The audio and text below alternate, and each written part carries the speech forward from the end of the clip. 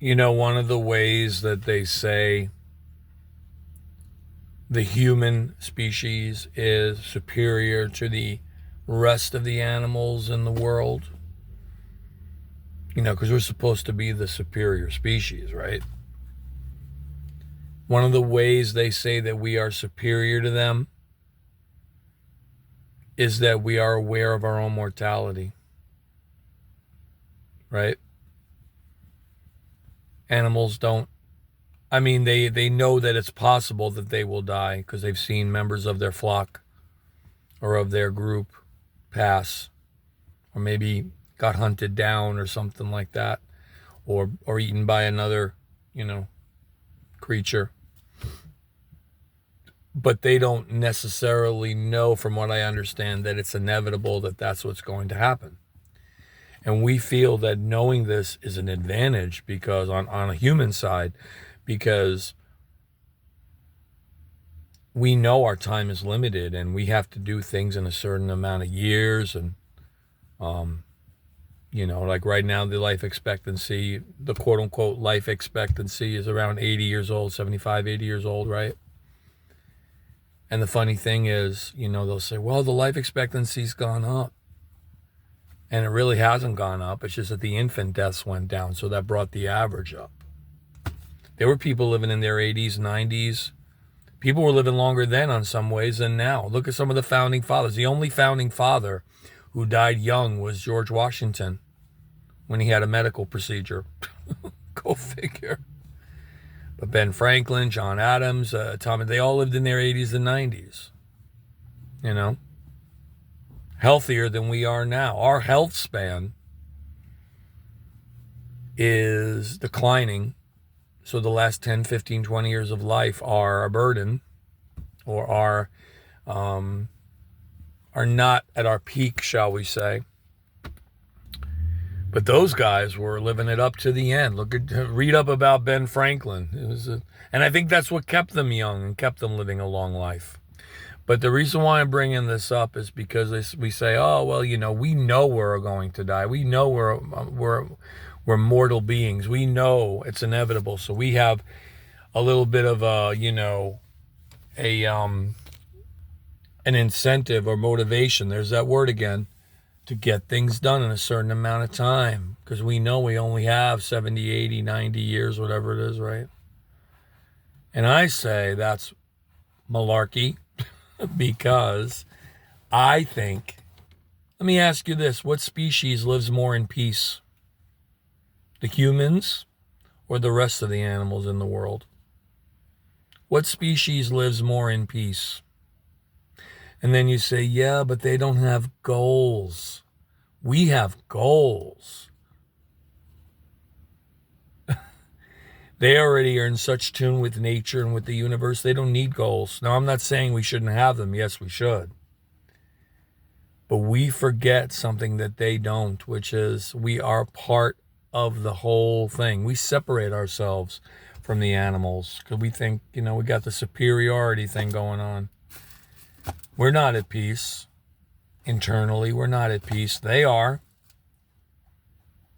They want to survive. They run, they'll fight, yes. But they won't live in constant fear with this fight or flight syndrome all the time, which is what we do, which brings our health quality down and causes illness.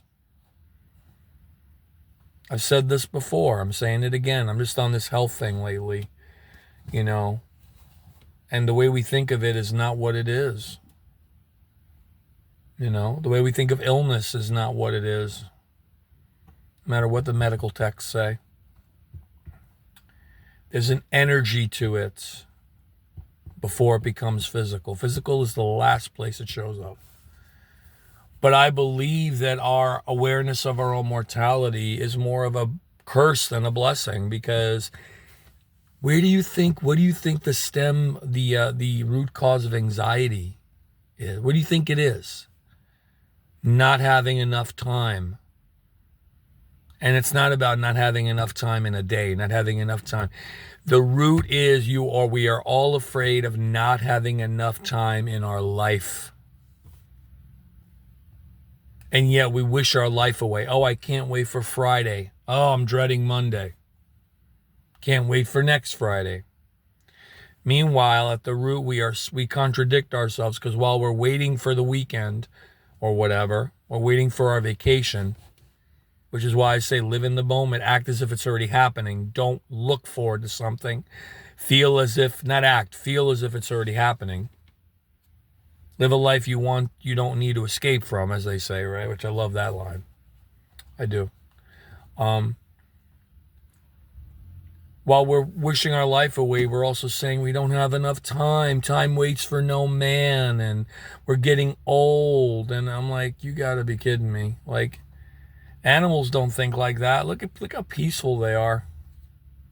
Look how peaceful they are. I don't care what their lifespan is. They're at peace. They're enjoying life. We need to take a heed from them, take a lesson from them. Doesn't mean don't chase your goals. Doesn't mean, and chase isn't even the right word. If you have to chase it, then it's not really your goal. It's not yours. Doesn't mean you shouldn't go after it. I'm just saying, keep in mind that you want to have as minimal motivation as possible and as much inspiration as possible. Right? Motivation only goes so far because, like I've said before, motivation is about force and fear. It works in its own way. Does it have a place? Sure, as a last resort. But motivation is really more about force and fear. Inspiration is coming from the spirit. The word spirit is in that word, spira, like I've said. And animals are in tune with that. We're not, as humans. We are but we can do this and we know this. Yeah, but we're our own worst enemy. We're our own worst enemy. We're not at peace.